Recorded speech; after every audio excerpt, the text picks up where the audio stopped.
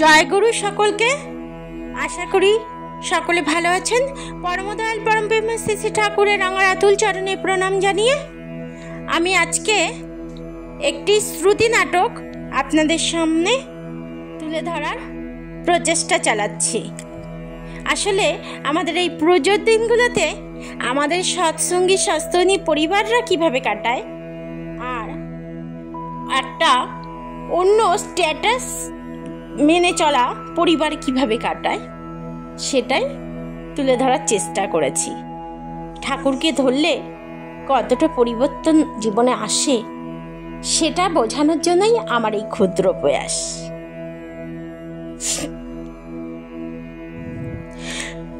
লিজা, লিজা, কি হয়েছে গো?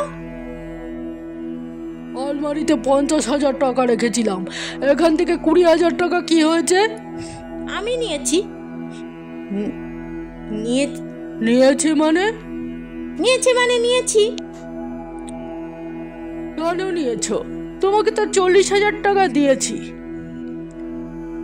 হ্যাঁ দিয়েছো, তা তো শপিং করে শেষ করে ফেলেছি। আর সারা বছরে অপেক্ষার দিন গোনা এই পুজো। এক এক দিনে এক একটি ড্রেস পরতে হবে না, তার সঙ্গে জুয়েলারি আছে, মেকআপ আছে, কি হয় বলো তো 40,000 টাকায়? তা যাই হোক, তুমি যখন খুশি মনে 40,000 টাকা দিয়েছো, আমি তাতেই ম্যানেজ করে নিয়েছি। আর 20,000 টাকাটা হোম ডেলিভারিতে পুজোর 5 দিন যে বেলা যেটা অর্ডার করব সেটাই দিয়ে যাবে বলে অ্যাডভান্স করে দিয়েছি। বাকি যা হবে পরে দিয়ে দেব। দেখো, রাস্তাঘাটে ঠাকুর দেখতে গিয়ে ওই পার্টি রেস্টুরেন্টে খাবার খাওয়াটা আমার পছন্দ হয় না, তাই খাবারটা হোম ডেলিভারিতেই নিয়ে নেব। আর এই শিফটটি বেশ ভালো রান্না করে, আমার বান্ধবীরাও অর্ডার দিয়েছে। পুজোর দিনগুলি ভালো মন্দ খাবো আর আনন্দ করব। কি বলছো? 5 দিনে 20,000 টাকা অ্যাডভান্স আবার আরো লাগবে? গত 2 মাস আগে তোমাকে আমি ফ্ল্যাট কিনে দিলাম, তুমি পুজোর আগে নতুন ফ্ল্যাটে আসবে বলে বায়না করলে। মাকে বুঝিয়ে সুঝিয়ে গ্রামের সম্পত্তি বেচে ফ্ল্যাট কিনলাম, মাকে এখানে নিয়ে এলাম। ফ্ল্যাটের দরুন এখনো লোন পরিশোধ চলছে, আর তার মধ্যে তোমাকে খুশি রাখার জন্য আমি তৎপর চেষ্টা চালাচ্ছি, আর তুমি এভাবে টাকা নষ্ট করছো। ও মা, তা আমি কি করব? রমেনের মা পুজোয় 1 সপ্তাহ ছুটি নিয়েছে, রান্না করবে কে? আর একটা কথা বলছি, কাজের মাসি বলেছে পঞ্চমীর দিন থেকে দশমীর দিন পর্যন্ত কাজে আসবে না। আমি কিন্তু বাপু পুজোর মধ্যে কোনো কাজ করতে পারবো না। পুজোর কটা দিন সাজবো, গুজবো, ঘুরবো, বেড়াবো আর বান্ধবীদের সাথে মজা করব। তা সংসারের কাজ কে করবে? আর মা তো হোম ডেলিভারি রান্না খাবে না, মায়ের রান্না কি হবে? আমি ওসব জানি না, আমি কারো দায়িত্ব নিতে পারবো না। আর কাজ নিয়ে চিন্তা কি? তোমার তো অফিস ছুটি, সারা বছর অফিসে থাকো, বাড়ির তো কোনো কাজ তোমাকে সামলাতে হয় না। তুমি বাড়ি থাকছো, রান্না বান্না তো আর হচ্ছে না, ঘরদোরগুলো পরিষ্কার পরিচ্ছন্ন করা ওটা তুমিই করে নেবে। আর তোমার মায়ের রান্নাটা উনি তো আবার হেসেলে ঢুকে সেই নোংরা আবর্জনা জ্বালানি টালানি সে কি দিয়ে নোংরা অবস্থায় রান্না করতো, সেইভাবে করেই ওনার অভ্যাস। ও আমার মডেলের কিচেনে 12টা বাজিয়ে দেবে, উনি যেন রান্নাঘরে ঠরে না ঢোকে। তুমি বরং 2টো সেদ্ধ ভাত করে ওনাকে ওনার ঘরে দিয়ে এসো। আমি একটু বেরোচ্ছি, পুজোয় কে কি পরবো একটু আলোচনা করে আসি। হায় ভগবান, এর নাম সংসার! কোথায় ভেবেছিলাম নতুন ফ্ল্যাটে পুজোর কটা দিন বউয়ের হাতে কিছু নতুন নতুন রান্না খাবো। সারা বছর ধরে রান্নার লোকের রান্না খেতে হয়। গ্রামের বাড়ির কথা ভীষণ মনে পড়ছে। পুজোর দিনগুলোতে মা কত কষ্ট করে মোচা, কচুর শাক, ঢোকা ডালনা রান্না করতো। এমনকি মিষ্টিগুলো মা এক এক দিন হাতে করে বানাতো।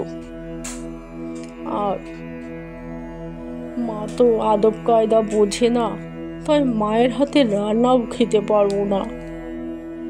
লেজা তো আবার বলে গেল মাকে যেন রান্না ঘরে পর্যন্ত ঢুকতে না দিই। কি ভুল করলাম গ্রামের বাড়িটা বিক্রি করে।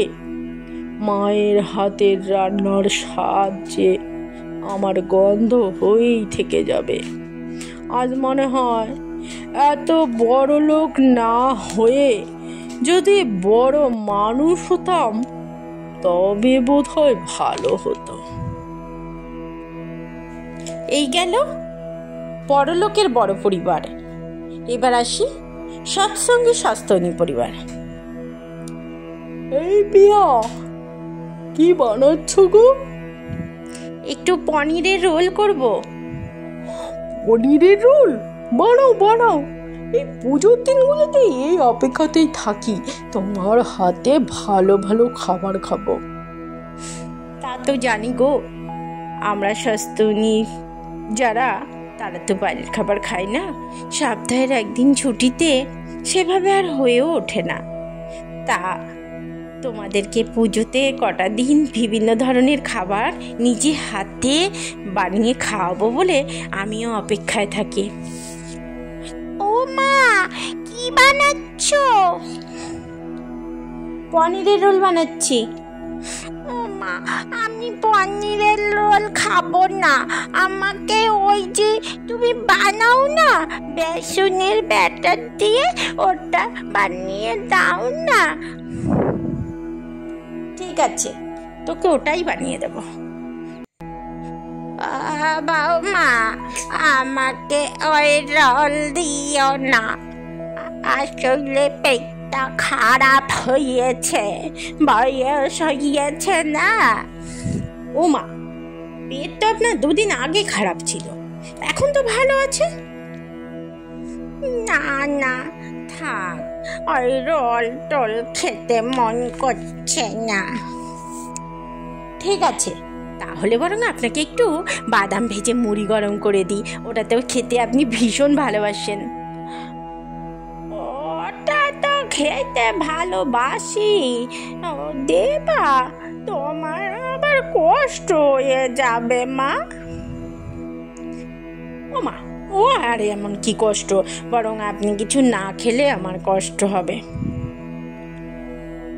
সত্যি তোমাকে নিয়ে না গর্ব হয় জানো তো। আসলে আমরা সৎসঙ্গী সস্তনী পরিবার বলেই হয়তো আমরা এতটা সুখী। হ্যাঁ গো, সত্যিই তাই। আমারও মনে হয় আর যদি ছোটবেলা থেকে ঠাকুর না ধরতাম তাহলে হয়তো তার আদর্শ নিয়ম নীতি মেনে চলতেই পারতাম না। আর ওই যে আমাদের ঠাকুরের শ্রীমুখ নিঃসৃত নারী নীতি গ্রন্থ আছে না, সেই গ্রন্থটিই তো আমাদের পথপ্রদর্শক। এই একটা নারীর জীবন চালনার সংসার গড়ার সঠিক দিশা। আমি গর্বিত জানো তো, আমি শেষে ঠাকুর অনুকূলচন্দ্রকে জীবনে পেয়েছি বলে। ঠিক বলেছ বৌমা। আমাদের পাশের ওই বড় বাড়িটার যা অবস্থা তা দেখিয়ে মনে হয় আমাদের অত পয়সা ঠয়সা না থাকো, আমাদের সুখ আছে বৌমা, আমাদের সুখ আছে। একদম ঠিক বলেছ মা। এই আমরা সৎসঙ্গের দীক্ষিত বলে, সস্তনী মেনে চলি বলে আমরা অল্পতেই খুশি থাকি। শ্রী শ্রী ঠাকুর অনুকূলচন্দ্রের জয় জয় জয় জয়। বন্দে পুরুষোত্তমম, বন্দে পুরুষোত্তমম, বন্দে পুরুষোত্তমম।